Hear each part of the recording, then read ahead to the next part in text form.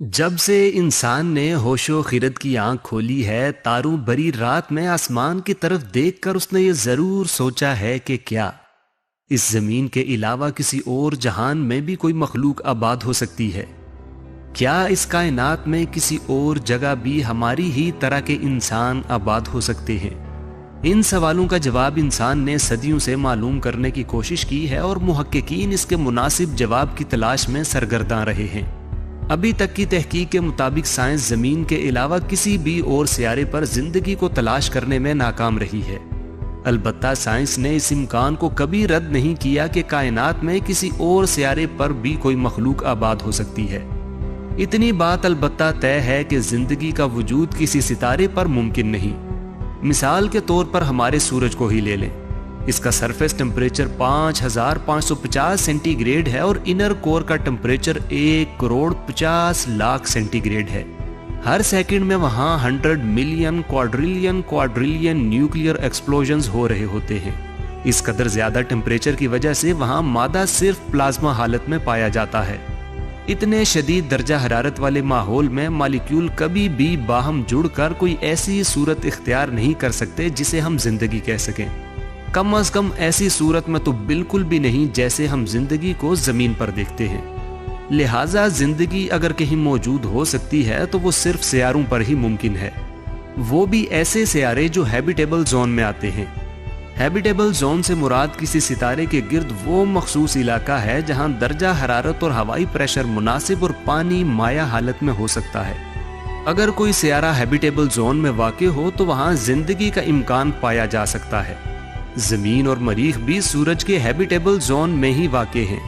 NASA के Kepler और K2 mission ऐसे ही सियारों की तलाश में सरगर्दा हैं जो हैबिटेबल जोन में आते हैं। अब तक जमीन जैसे 2500 के करीब काबिले रिहाई सियारे दरियाफ्त किए जा चुके हैं और मजीद के लिए तलाश जारी है। जिंदगी और लवाजमाते जिंदगी से मुतल्लिक हमारा तसव्वुर जदीद साइंसी तहकीक से अब बहुत हद तक बदलता चला जा रहा है।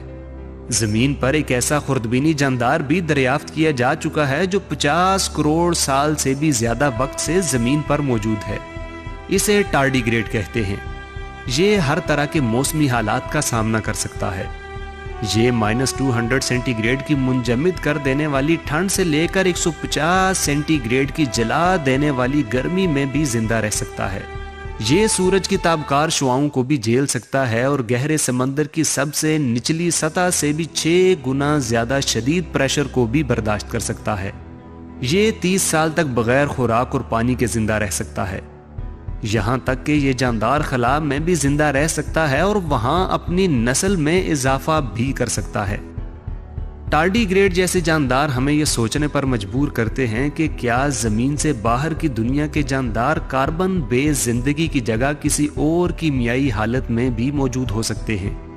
क्या वो जानदार ऑक्सीजन और पानी के बगैर भी जिंदा रह सकते हैं। साइंसदानों के मुताबिक ऐसा मुमकिन है कि किसी और सियारे पर सिलिकॉन बेस जिंदगी मौजूद हो जो पानी और ऑक्सीजन इस्तेमाल ही न करती हो। सियारों के अलावा किसी सियारे के चांद पर भी जिंदगी मौजूद हो सकती है। जमीन के करीब ही मौजूद निजाम शमसी के सबसे बड़े सियारे जुपिटर के गिर्द 79 चांद गर्दिश कर रहे हैं, जिनमें से 2 चांदों यूरोपा और गैनीमीड पर जिंदगी मौजूद होने की उम्मीद जाहिर की जा रही है। यूरोपा की सतह बर्फ से ढकी है जिसके नीचे माया पानी का एक बहुत बड़ा समंदर है। इस समंदर में जमीनी समंदरी जानदारों से मिलती जुलती जिंदगी मौजूद हो सकती है। इसी तरह सैटर्न के चांद टाइटन पर भी जिंदगी पाए जाने के इम्कानात मौजूद हैं। हमारी काबिले मुशाहिदा कायनात में 2 खरब कहकशाएं हैं। हर कहकशां में अरबों सितारे मौजूद हैं और हर सितारे के गिर्द अनगिनत सियारे गर्दिश कर रहे हैं।